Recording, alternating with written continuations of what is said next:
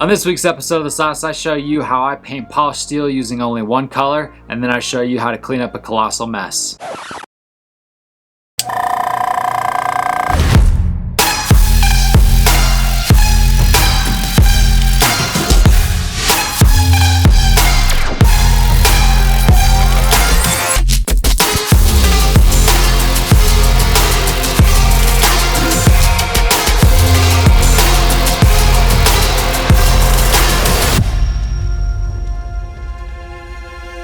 What up, internet land, and welcome to The Sauce. Every week I'm bringing you guys new content, teaching you the secret sauce of how I paint miniatures. Most of my content's based on Games Workshop miniatures, and most of that's based on Warhammer 40,000. If you're into Warhammer 40,000 like myself, check out my Warhammer 40,000 podcast, The Whack Crusade. Every week my gaming buddy Andrew and myself talk about how to get better at the hobby, and then we get into some segments with our producer Josh. You can find us pretty much everywhere podcasts can be found, but I'm going to drop the link to our RSS feed below. On this week's episode, I teach you how I paint a polished, non-metallic steel using just an airbrush and one color. I know that sounds crazy, but we're just continuing to push the boundaries even further than last week on the same technique. And this week, we're going to be going from a base color almost all the way to max opacity using just one color. This is going to build up a nice slow gradient along the way, and then it's going to fool your eyes into thinking that you're looking at a metallic surface. Maximum contrast is really the trick when it comes to non-metallic surfaces, and this is a really easy way to hammer it out using just two colors. But before we dig into that, we got to clean up the mess that I made last week. Last week I ended the episode not being too sure how I felt about it. I didn't do a very good job blending the gradient on the chest piece, and I think it really stuck out like a sore thumb when I was looking at the model. This week we're going to be cleaning that up. Before we jump into this week's content, I want to show you guys our color palette. We're pretty much sticking in the exact same color palette. However, we're adding in Vallejo Game Air Stonewall Gray. Stonewall Gray is going to be the only color we're using for our polished steel look. Stonewall Gray is a really nice light gray, somewhere between very light gray and almost white. This can be used to create a lot of different types of color gradients and is a great tool to have in your painter's toolbox. I really enjoy using this color and use it quite often, sometimes in place of white. So we're going to jump right in and start fixing this chest piece. We're going to using the same technique as last week, thin down the Vallejo model layer color, dark sea blue, and jump in there with a Sotar 2020. I really like the Sotar 2020 for this job because I can regulate how much paint comes out using that dial on the back. I can use this to my advantage and really force myself to build up a nice slow gradient, which I really need to dial in these chest pieces. These chest pieces are larger, flatter surfaces than I maybe gave them credit for originally, and because of that, building a nice smooth gradient is harder work. I'm going to be using a Sotar to really get in on the details. If you guys want to see more video or hear me talk more about the Sotar 2020 in the future, leave me a comment below. But so far, a Sotar 2020 is the newest airbrush to my collection and is one of my favorites. You guys can see I'm smoothing out the gradients and fixing a lot of the issues that I had before. By putting on the dark sea blue nice and thin and smooth, I rebuild up and extend that section to create more of a gradient from dark black all the way to the wolf gray. Next, I load up wolf gray, thin it down a lot, and get back in there with the Sotar. I love this airbrush. It really is awesome. So I'm gonna start building up the color the same way as I did last week and just kind of let it ride and get again close to 80-90% opacity, but not all the way. This week I'm gonna try and focus on doing a better job feathering it up towards the dark area. This is gonna create that smoother gradient that I'm after.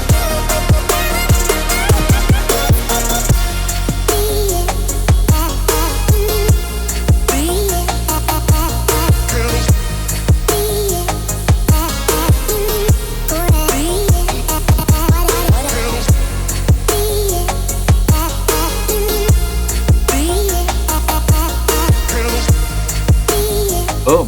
I kind of like the way it turned out. Before we move on to painting the polished steel, we got to get back in and touch up a whole bunch of the base coat. Pretty much everywhere that's not the gloss black needs to have black reapplied to it. I want a nice, smooth, non-touch black surface to start with when it comes to painting this polished steel. To achieve that maximum contrast, I only want black and Stonewall Gray involved. So to ensure that that's a nice, smooth transition, I gotta clean up everything. This is a pretty easy process. I just put a little bit of the airbrush paint right on a wet palette and go right after it on the model. Pretty simple here. Now that I've got it cleaned up, you can see a nice difference between the glossed black panels and where I've repainted black all over the model. As I've said before, when these panels really pop, it should tell you that you're on the right path and to stick to it. I'm going with my gut here. I think that this project is worth pushing forward for, even though it still looks crazy. Before we jump into painting the non-metallic metal on this model, we need to take it off the base. There's a lot of small parts on the feet and other areas that I'm gonna have a hard time getting an airbrush into if it's still attached to the base. Whenever I build models these days, I pretty much only glue it to the base during the painting part using a small dab of super glue. This can easily be broken and it can be removed from the base.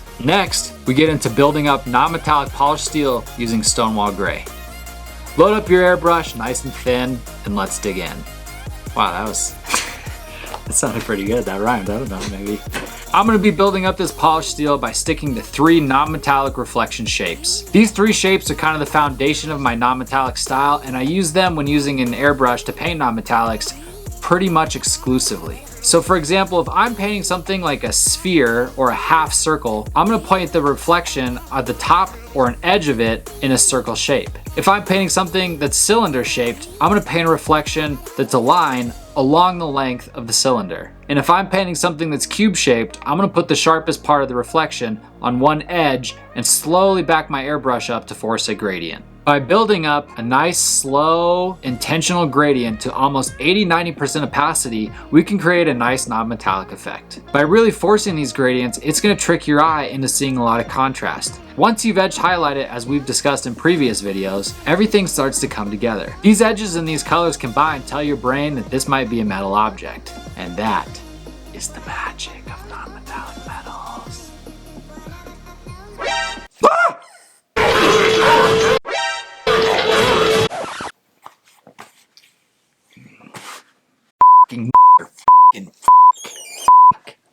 Oh, fucking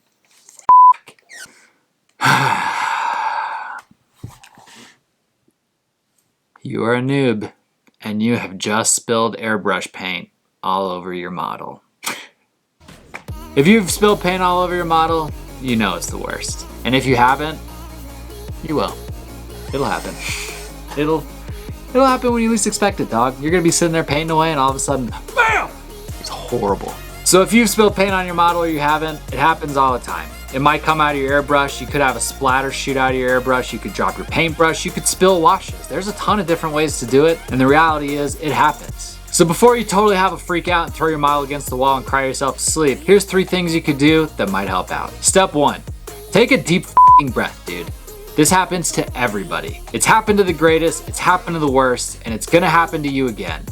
Learn to deal with it. Take a deep breath and relax, knowing that accidents happen. Embrace the moment, laugh at it, enjoy the fact that you can actually move forward from this and learn stuff every time. Step 2, assess the f***ing damage. Once you've assessed the damage, you gotta have a quick cleanup plan. For me, I dropped airbrush paint all over a flat surface. It's still runny, it's still wet, I can get a lot of this cleaned up fast. So I go in and start wicking it up with a dry paintbrush, and then I get in there as fast as I can with a paper towel. Then after that, I lick my thumb and try and smudge up as much paint that hasn't settled in yet. I get a decent amount of paint off. I'm actually kind of impressed here. After that, I go over the whole thing in the base color of the model. In this case, it's black. I would also recommend using black to fix things like this, no matter the model, which leads me into step 3. By base coating your mistakes with black, that leads you into creating happy little battle damage. That's right, we're going Bob Ross on this shit. Mistakes happen, happy little clouds. What does Bob Ross always say? Happy little accidents, happy little, whatever. If you screw something up, it's not the end of the world. Look at it optimistically. For me, I'm looking at this model and I've already been trying to think about ways to incorporate significant battle damage onto the paint job. This area that was highly reflective before now looks kind of torn up. That's going to be a centerpiece of the model, and again, I think it's going to be a nice touch to add some variation of the shiny reflective surfaces. Not all mistakes are the end of the world. Spilling paint on a model definitely isn't one of them. Way worse stuff can happen. Take a deep breath, assess the damage, and be optimistic and creative about what you can do with the damage, and I promise you'll feel a lot better. Now back to your regularly scheduled programming, where I actually paint some stuff and stop screwing up everything. Alright, we're getting back to it. We're slowly building up these highlights, we're making it look sharp, we're getting a lot of contrast. These things are really starting to come together. I'm forcing a lot of different shading and things in areas that are really starting to make this look like steel to me. I'm pretty happy with my progress so far, but I will tell you guys, if you really want to step this up one more notch, you could come in with a really small, very subtle, very white highlight on your most opaque parts of the Stonewall Gray to force even more contrast. I don't know why you would want that. At this point, more contrast is kind of just like Clown Town, but you could do it if you're into that. So go for it, bros. All right. We're to a pretty much good place with all the non-metallics with the airbrush, and I'm pretty happy with the results. Now you guys know what's next, the real secret sauce of non-metallics with an airbrush, and that's edge highlighting. For me, I'm gonna be focused specifically on the areas that black is the primary gradient. Putting in an edge highlight with the Stonewall Gray is gonna make these areas pop and really confuse your brain even more and force the idea into your head that this is a metallic object. I really like painting with this maximum contrast style for non-metallics, and I'm telling you guys, edge highlighting is where it's at. Just edge highlight it. Edge highlight it, edge highlight it, edge highlight it. It probably looks better than you're giving yourself credit. Just do it, do it. Do it! All right, gang, here's some pictures of the model where we're at so far.